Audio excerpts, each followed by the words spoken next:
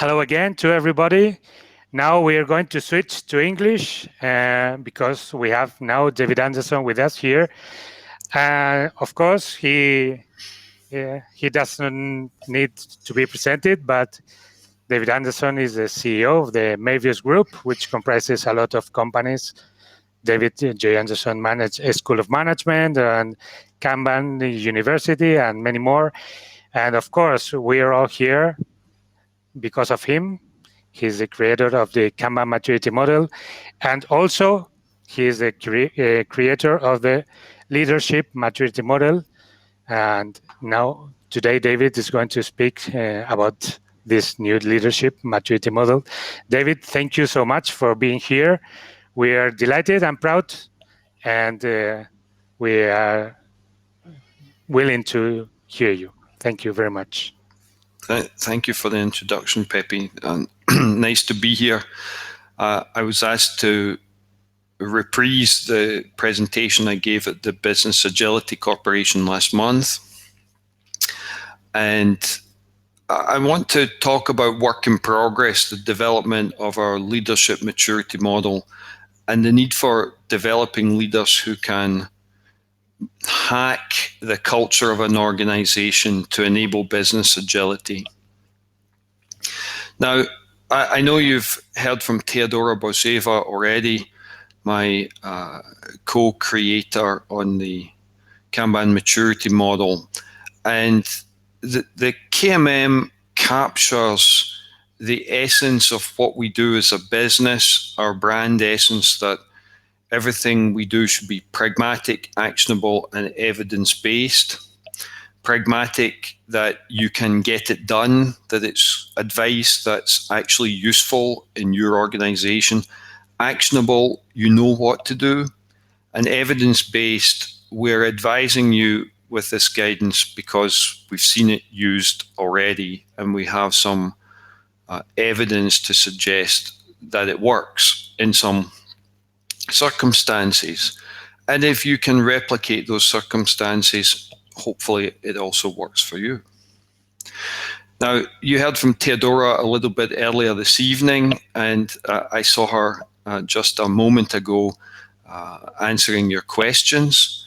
So I'm sure that you're already familiar with the Kanban maturity model and some of the core ideas in it, the architectural pillars, that it's not just a practice mapping, that it encapsulates business outcomes. The organizational maturity model is based on observable business outcomes and the practices that enable those outcomes and the culture that enables those practices to be adopted. And we drive improvement through the use of managed evolution.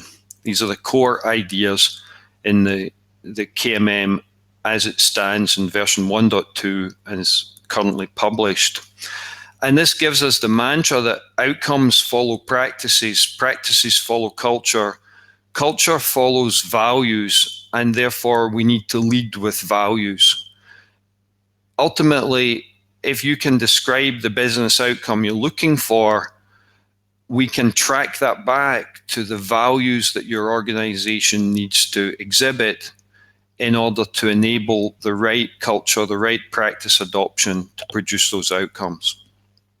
So the existing KMM models, it codifies the outcomes and models those. It codifies the practices and maps them to organizational maturity. It has codified culture and mapped values to different levels of organizational maturity. So we have a map that says if you want this outcome, you need these practices. To get these practices, you need this culture, and this culture is enabled through the following values. The one remaining piece of the picture that's missing is the leadership that will enable you to adopt those practices, those values, and the correct culture in your organization. This picture is a zoom on our outcomes business outcomes poster for the KMM. There's a lot of detail on here, which I'm sure that you can't read easily, but the focus here is on outcomes mapped against maturity levels. And if we simplify the small text, low levels of 0 and 1, the main outcome and benefit is relief from overburdening for the workers. Now, that does provide some potentially customer-focused benefits. Workers who aren't overburdened tend to do work of higher quality. They're less stressed and they can focus more. They're more engaged, perhaps, and they take some pride in the work they're doing, and therefore the quality is better. Customers may notice an improvement in quality. They may notice an improvement in attitude from the service that they're given from an organization. As we transition from 1 to 2, we become aware that there's a customer. It's not just a mountain of work. Somebody asked for that work to be done, and we have some awareness of who that customer is, and that perhaps we need to cooperate with other teams, other parts of our organization in order to fulfill that customer's needs. It's not just a local team-centric thing. As a team, we need to work with other teams to produce something the customer asked for. So we have basic customer awareness, and the customers will probably notice a bit of a difference. We seem more responsive, a little bit more reliable and predictable, maybe not enough. Quality has improved, and their interaction with us is a little bit more professional, perhaps, that we exhibit some interest in the customer and fulfilling their needs. By level 3, we meet their needs and expectations. The customer is now satisfied. We're not just aware of the customer and what they asked for, we're aware of their expectations, and we have improved our level of performance and capability that we can fulfill the customer's expectations.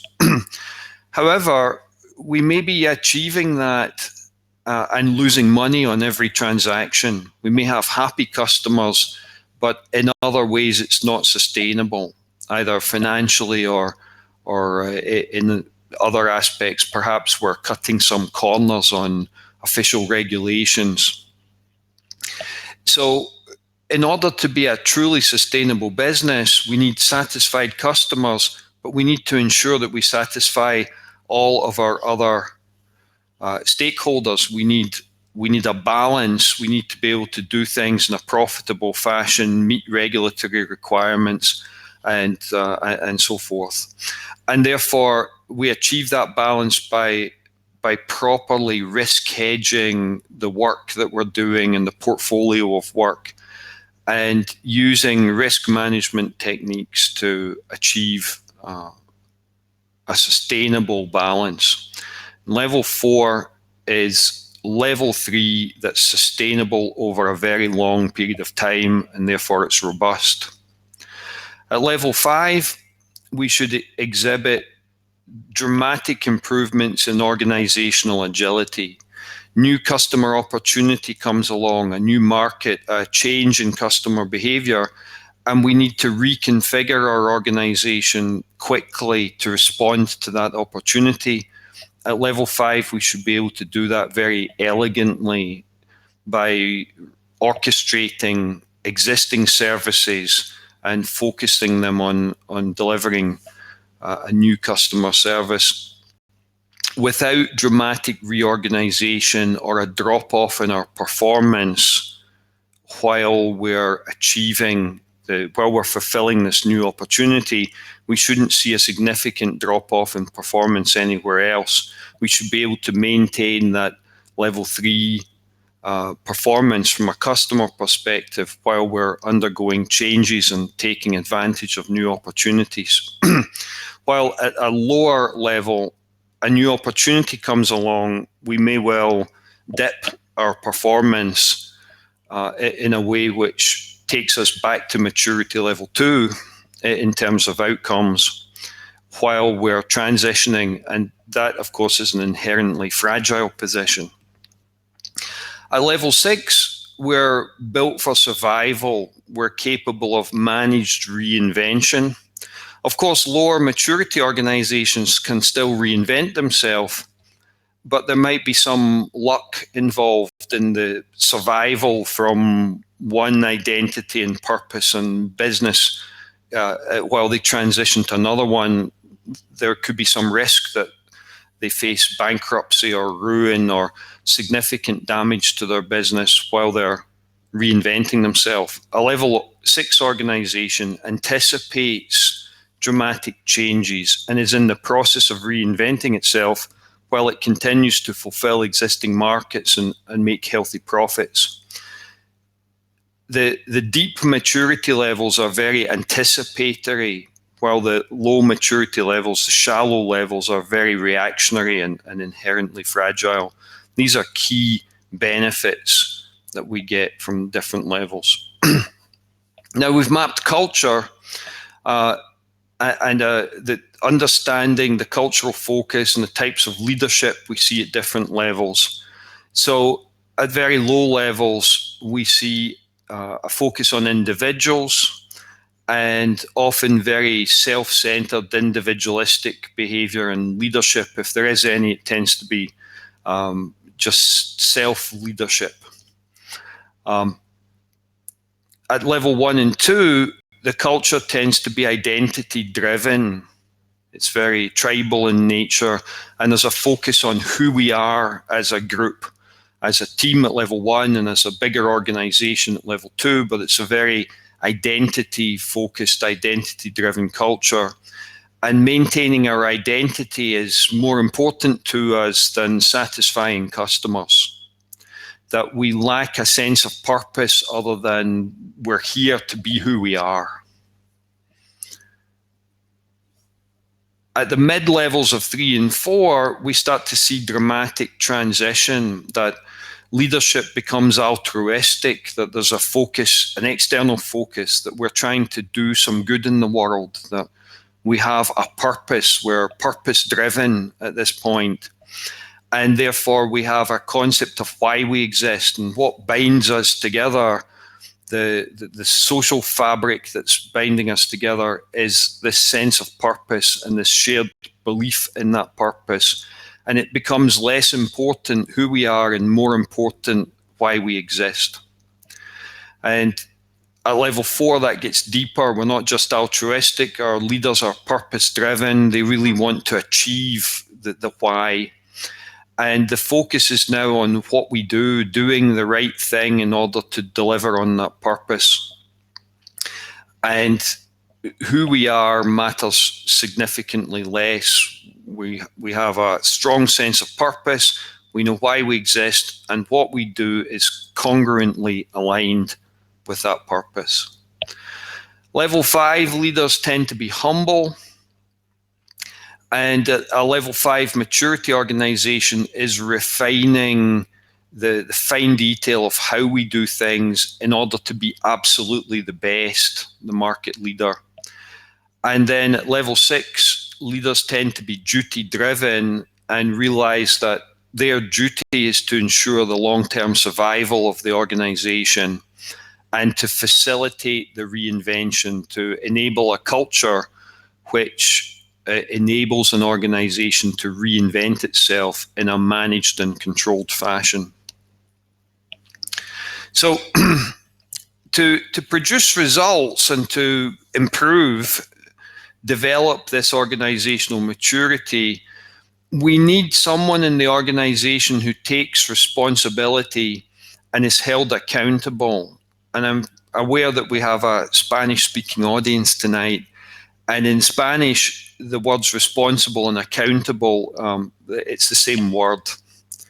So what does accountable mean if you're translating accountable from English to Spanish? It means the person who is responsible for the outcome. Responsibility meaning the person who's responsible for doing the work. Accountability, the person who is responsible for the outcome. So whether Spain win or lose at football tonight, Luis Enrique is the accountable person. He is responsible for the outcome. Right? While the players are on the field performing as footballers, they have responsibility to play the game, but ultimately, if the team don't win, then it's the manager who's held accountable. And we need that accountability. And it's accountability that drives leadership. Someone who's accountable will tend to show leadership, tends to put pressure on someone to show the leadership we need in order to do something about it, to make improvements. And the cartoon from the cover of the Kanban book really captures the essence of evolutionary change in action. The magic formula is that there must be a little stress in the environment, that it can't be too comfortable. And we must have a reflection mechanism. We must have some way of reflecting on, this is a bit stressful and we're not actually producing the outcomes we hoped for. And then we need an act of leadership, someone who says, you know what, this is a bit stressful, we're not producing the outcomes we hoped for, let's do something about it. And therefore, if you want to drive improvement in an organization, you need to set up the environment so that it's just a little stressful. It pushes people out of their comfort zone. There must be reflection mechanisms so they can think about the discomfort they're feeling. And then we need leadership. And if leadership is not present, the improvements are not going to happen. So we need an organizational capability to develop the leadership that we need to drive everything else. And leadership can take 4 basic forms. We teach this in a longer class. There are some subcategories, but the 4 basic forms are leading by example, that's doing. Leading by inspiration, which is inspiring people to achieve a level of performance perhaps they didn't believe they were capable of. Leadership by signaling, which is about the idea of what will you tolerate? If you tolerate bad behavior, you get bad behavior. If you don't tolerate bad behavior, behavior will change and correct. And if you're a parent, you will recognize this, that parenting is about what you're willing to tolerate from your children. And if you tolerate a lot of bad behavior, you get badly behaved children. But if you don't tolerate it, you have to put a lot of energy into correcting the behavior from your children. Leadership uses energy. So lazy people are not leaders. Then we have leadership by direction or command. That's leadership by telling. So by example is by doing and therefore by showing.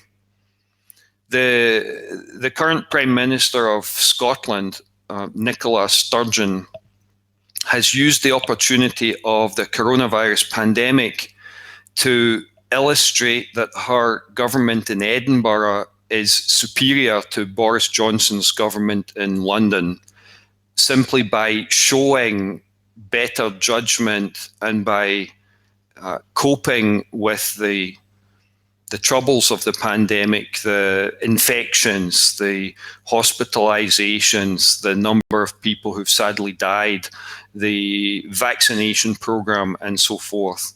By demonstrating the competence of her government and her civil service, she's been able to show the Scottish public that they're getting better quality leadership and government from Edinburgh than they would be getting from London if Boris Johnson was in charge of the pandemic in Scotland. So rather than telling people Scottish independence would be a good idea, now she just shows them that the pandemic has given the opportunity to lead by showing, and that's more powerful. But sometimes you're in a hurry and you need to lead by direction, you need to lead by telling. And we've codified all this stuff, and I know how to teach this. I know how to teach the circumstances where you lead by direction versus the circumstances where it's better to lead by example. All right, so these 4 basic forms of leadership: leading by example, showing, by inspiration, by signaling, and by direction, by telling people, commanding them to do things. Your organizational maturity and therefore the outcomes that your business produces will always be limited by the leadership maturity. If you have a maturity level 2 leader, an identity-driven leader who's perhaps quite selfish, maybe a little corrupt, you will not produce maturity level 4 outcomes as a business. That the leadership maturity needs to lead the organizational maturity. And if you aspire to maturity level 4 as a business, at the very minimum, you must develop maturity level 4 leaders, those purpose-driven leaders that we talked about earlier. Right. So to improve your organization, we must develop the leaders. So the Kanban maturity model as it stands, it's a very deep model with business outcomes, with practice mapping, with culture and values, but it's not a complete whole product until we have a means to develop leaders, until we've codified leadership and mapped it to the maturity model, and therefore to be a completely whole product that will be useful in a repeatable and predictable manner over the next decade, the next 2-3 decades, the rest of the century. We need a leadership maturity model that enables you to create programs of leadership development and identify raw leadership talent and recognize perhaps the character traits that are missing in those individuals or the experience that they need in order to develop the behavior that will make them better leaders. So the key is to focus on the desired outcome. What outcomes does your business desire? Map that to an organizational maturity level. What level does your business need to be in the market? Not every business needs to be the market leader. Many businesses do need to be sustainable, maturity level 4. But in some early markets, perhaps it's good enough to be maturity level 1 or 2. Well, if you know the target maturity level for your business based on the outcomes you desire, you can understand the leadership maturity that you're going to need to get there. And I've codified these leadership maturity levels against the organizational levels. And then I've also codified the character traits required. So at level 0, we have abdication, leaders who abdicate their responsibility and don't wish to be accountable. But often that person is still very authentic. And a really good historical example would be King Edward VIII from the United Kingdom, who abdicated in favour of his younger brother, who became King George VI, the father of the current Queen Elizabeth. And Edward VIII abdicated because he wanted to marry his American girlfriend who was divorced, and that wasn't allowed. So he gave up the throne, he gave up the leadership of the United Kingdom in order to marry the woman that he loved. But still abdication, but in doing so, he was very authentic to himself. And that authenticity endears someone to the Edward VIII, or the Duke of Windsor as he was known afterwards. David Windsor was his name. He remained immensely popular in the public eye for decades after his abdication. At level 1, we see selfish leaders, but their key character trait is they're usually very confident. Confidence creates followers. One of the reasons that you make the most talented football player on your kids' football team, you make that person the captain, is their talent and expertise gives them a confidence that enables the other kids to follow them as the leader. So confidence is a key thing for leadership. If someone doesn't have confidence, you need to develop it. You need to give them situations to learn and develop their experience and become more confident. At level 2, tribal leaders who are often very charismatic, and their charisma drives a huge followership. But they're inherently selfish people. And while they may look after their own immediate tribe, there's no altruism, there's no real purpose other than their own egos, inflating their own egos and perhaps their own narcissism. At level 3, purpose-driven leaders or purpose-driven organization, and we've got altruistic behavior. So now the character trait is altruism. But in addition, we want a charismatic person who shows altruism. We want a confident, authentic person who shows altruism.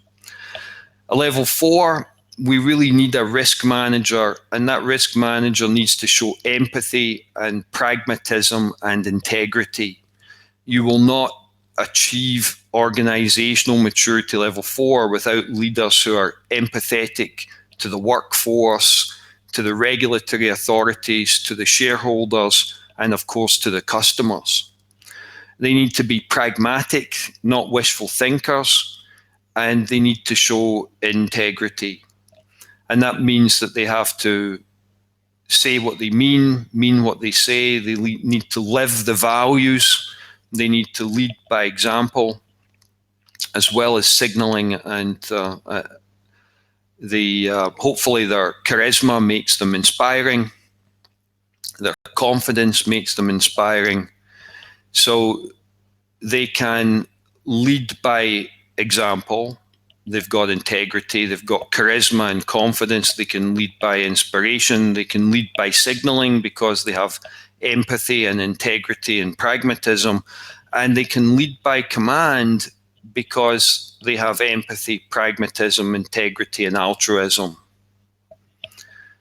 At level 5, we see that the key character trait is humility. We need humble leaders, relentless perfectionists, and their humility is to the fact that the universe is a very big place and you can't possibly control it.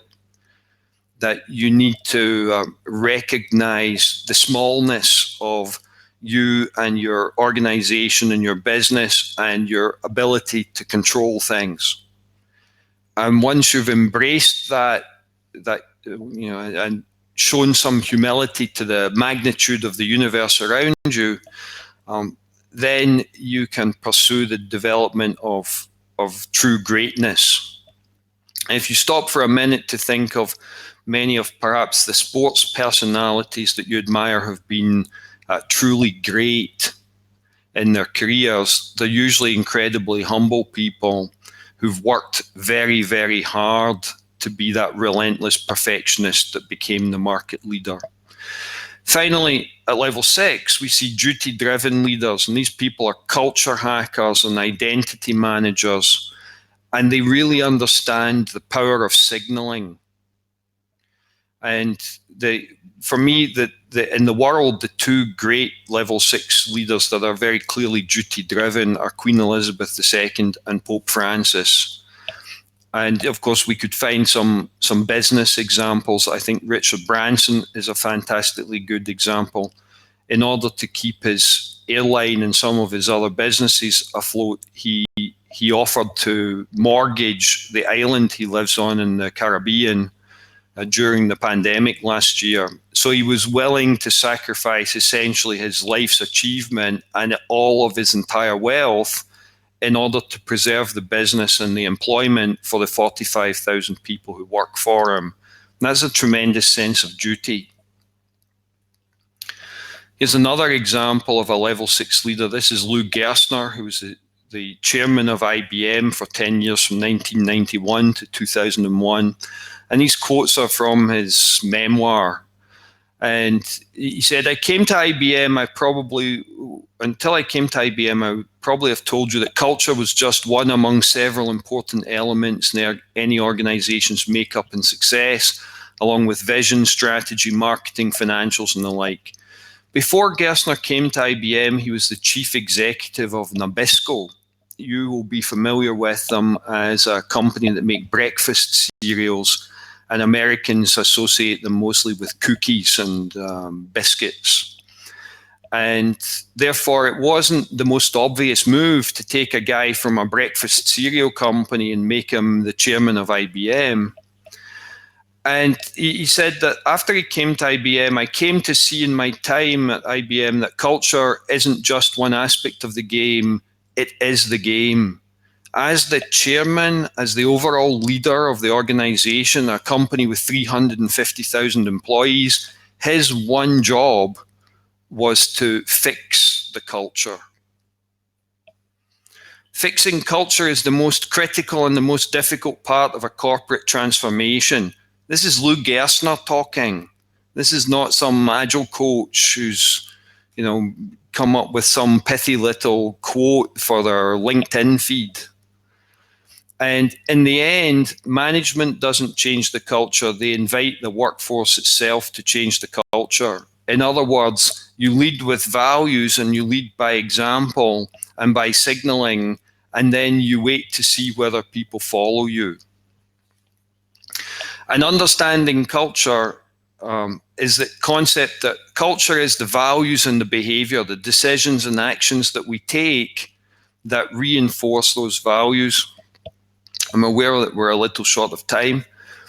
Here's a couple of examples of how you go about hacking the culture using a concept I call decision filters. This is one that I gave to the executive team at BT, which is British Telecom in London, in 2008. The idea that we make progress with imperfect information rather than delaying for perfect information. That we prefer trust over control. We want to drive a high trust culture, and we have to see work in progress as a liability rather than an asset. If an executive can remember these three things and apply these filters to every decision they make, every action they take, they will signal and lead by example, showing that they want an agile organization.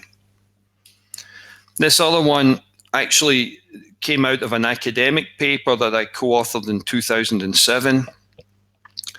And my co-author, called Merwin Mehta, he had the first two parts of this, that value trumps flow. We will expedite something at the expense of flow if it maximizes the value.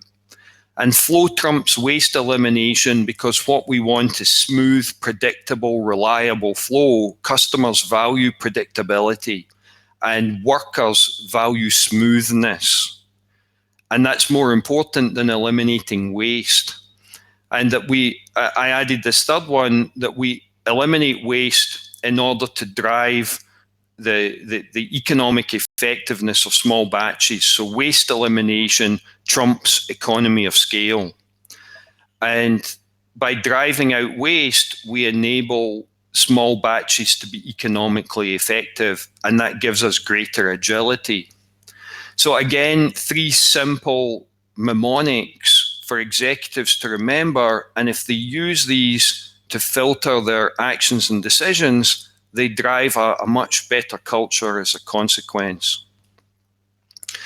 So together, leadership and organizational maturity model codifies culture and values, and now codifying the character traits that we need from leaders so that we can build a complete picture.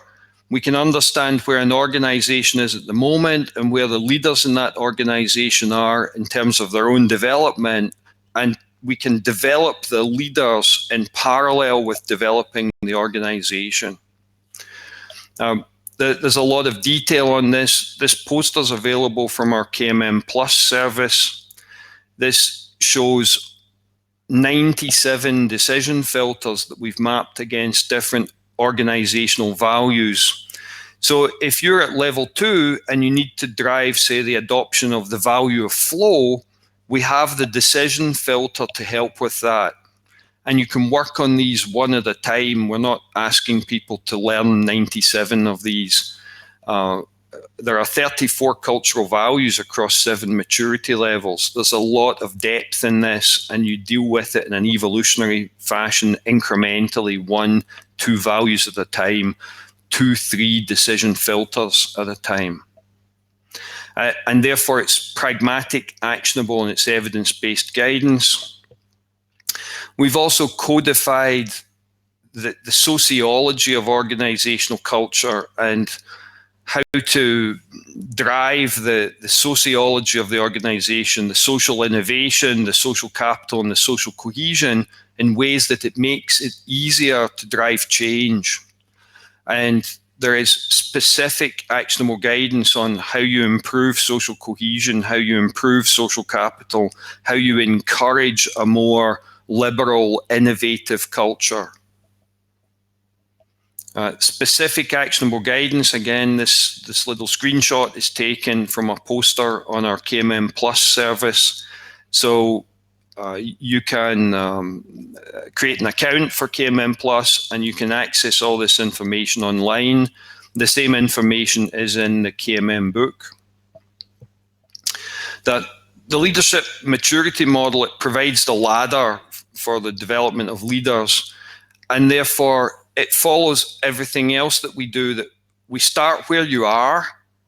We start with understanding the leaders you've got now, and we develop the leadership maturity model gives us a roadmap for developing them in an incremental and evolutionary way, in the same way that we develop your organization in an incremental and evolutionary way.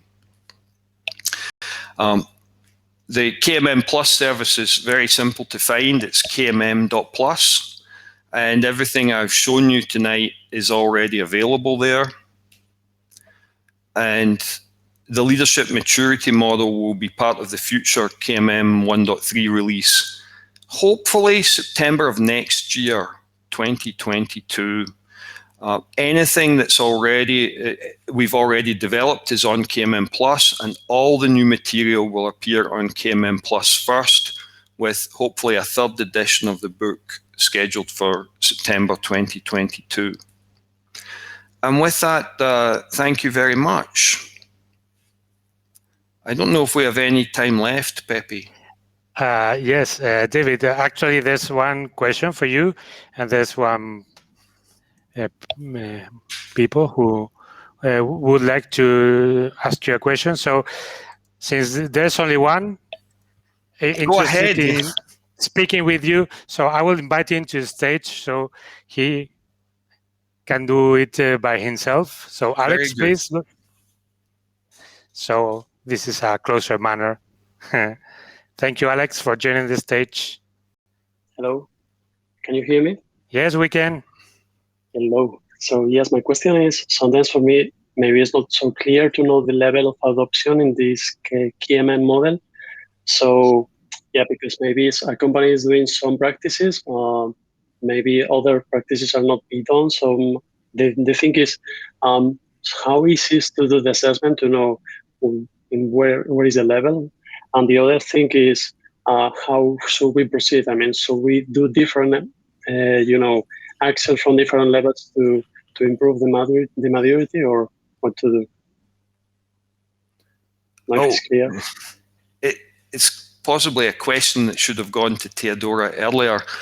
2 things. Okay. The formal appraisal method is not published yet. It's not part of KMM 1.2, but there is an active program developing a more formal appraisal method and tooling for that, and we plan to make that tooling available through KMM Plus, but realistically another year away perhaps. The trial period for the appraisal method, and Theodora's been working with clients using the alpha version of the appraisal method amongst some other people. That's an ongoing thing, so we're experimenting so that we have the evidence when we publish it that we know it works. However, we do teach much more informal appraisal in the KMM training classes. So the idea that the levels are driven by observable business outcome. So can you observe those outcomes? And then you can observe practice adoption or not. You can observe behavior that tells you whether values are present or not. You can observe evidence that shows that we value flow, for example, or we don't value flow. And we teach that already in the training class. So in an informal way, in the sense that we need Kanban coaches who are capable of walking into an organization, talking with a few people, observing what's going on, and spending maybe only a day or two and coming to a fairly solid conclusion that a particular scope of the organization, maybe a product unit, is a level 2 organization, and they have a strong confidence that that's correct. Of course, there might be some level 3 practices present, maybe some level 4 practices, but they've used their skill and experience and the knowledge of KMM to understand the maturity level. Now, why some people need a formal appraisal method is your client might look at you and say, Alex, why should I take your word for it? And even though you've been through the training and perhaps you've got the Kanban coaching professional credential, you've got the book lying on your desk, you've got the posters on the wall, you can explain your reasoning and thinking, they're like, who the hell is this Alex guy? On the other hand, if you've filled out some formal appraisal tool that's maybe on our website and it prints out the results and it has our logos all over it, it appears to be a lot more official and it has a lot more authority, perhaps. So we recognize there is a market need for that, but it will take us some time to develop it. But it's under active development. For now, you learn to do appraisals by reading, by understanding the material, maybe by taking the training class, and by achieving the Kanban coaching professional credential. It's a good question. Okay. Thanks. Thank you so you. much. Thank you so much, Alex. Okay, I guess that's all, David. I would like to thank you again for joining and supporting this indie initiative. This is not a commercial event. And so we are again delighted to have you here. We will be looking forward to learning more from your leadership maturity model next year in the update of KMM and in KMM.plus. And okay. Yeah, I'm just looking at my name here, and it says, David from Seattle, USA, and I don't know how it got in there, that information, but we really need it to say Bilbao, País Vasco. Okay, maybe I should have changed that. I don't know. Maybe I read that somewhere. This is my fault. No, don't worry. Okay. Yeah, I haven't been in Seattle since the pandemic. Okay, I don't know where did I get this information from, but are you now in Bilbao? Yeah, I'm sitting in my house in it's in a place called Barrica, which is famous as the home of a golfer called John Ram. John Ram, yes, he won a very big prize. That's right. Yeah, recently. So yeah, his parents are one of my neighbors. It's a pretty small village here.